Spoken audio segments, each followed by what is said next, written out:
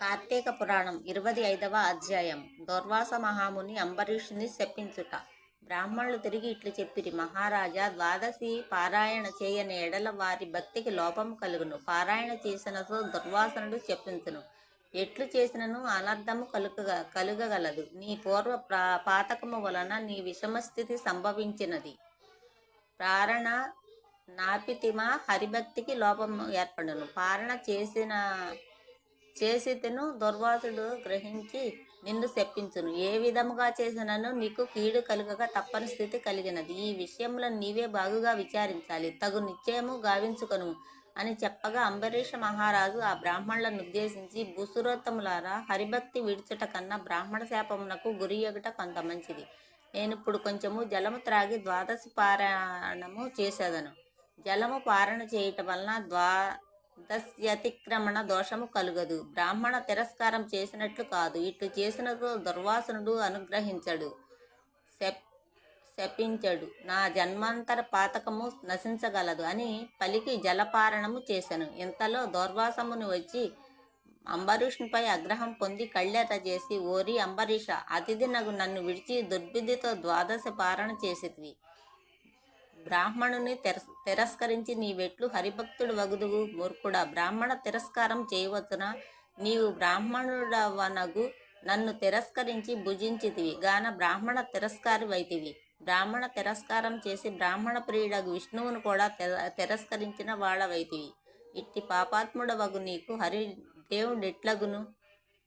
ఓ రాజా, నీవు ధర్మాత్ముడవని పేరు పెట్టుకుని ధర్మమును నశింపచేయుచున్నావు. పాపాత్మ, ధర్మకంఠవుడగు నీవి భూమి ఎందేల పుట్టితివి అని కఠినముగా మాట్లాడుతున్న దౌర్వాస మహాముని చూసి అంబరీషుడు భయపడి నమస్కరించి: మునీంద్ర, నేను పాపినే, పాపకర్ముడని, పాపాత్ముడని ఇందుకు సందేహము లేదు.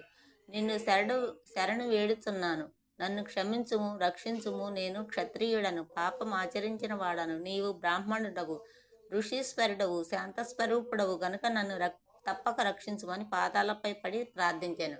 అట్లు తన పాదాలపై పడి ప్రార్థించుచున్న అంబరీషుని చూసి దుర్వాసుడేమాత్రము జాలిపడక ఎడమకాలితో తన్ని దూరముగా పోయి నిలబడి: ఓయి, నేను దయగలవాడను కాను, నాకు శాంతి లేదు. ఇతర మునీశ్వర్లు ఎవరైనా కోపితులైనప్పుడు తిరిగి ప్రార్థించినచో శాంతింతురు. కానీ నేను కోపించినెడల నాకు కోపం తెప్పించిన వారికి కఠినమైన శాపమివ్వక శాంతించవాడను కాను అని పలికి అంబరీషుడు ఇట్లు శపించెను: నేను శాస్త్రార్థ వేదినను.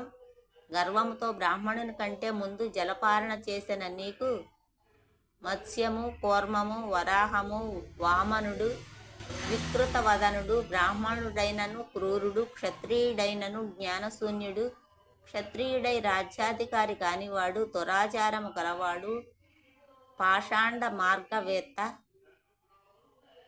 మార్గవేత్తై 10 జన్మలు కలుగుగాక అని శపించి ఇంకను శాపమివ్వవలనని తలచి దుర్వాసుడు నోరు విప్పుచుండగా అంబరీషుని హృదయములోనున్న హరి తన భక్తుని కాపాడు తలంపుతోనూ ఆ బ్రాహ్మణుని మాటలు నిజము చేయవలన తలంపుతోనూ దుర్వాసునుడిచ్చిన 10 శాపములను తాను గ్రహించి తిరిగి అంబరీషుని శపించుటకు సిద్ధపడుతున్న దుర్వాసుని ఆక్రమమునకు తగు శిక్ష విధించవలనని నిశ్చయించుకుని తన చక్రమును పంపెను.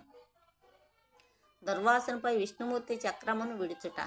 ఆ విష్ణు చక్రము కోటి సూర్యకాంతిని వెదజల్లుచు అగ్నిజ్వాలలను వెలిగ్రక్కుచు నోరు తెరుచుకుని పైకి వచ్చెను.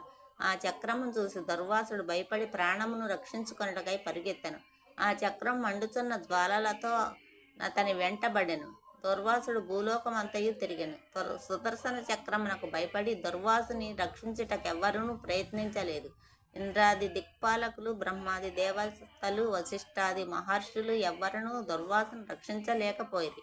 తపస్సు చేసుకుంటూ ప్రశాంతంగా ఉండవలసిన మునీశ్వరుడు కోపోద్రిక్తుడై ముందు వెనకాల ఆలోచించగా హరిభక్తుడగా అంబరీషుని అవమానం చేయటం వలన అతనికి ప్రాణ సంకట స్థితి సంభవించెను. ఓం నమః శివాయ.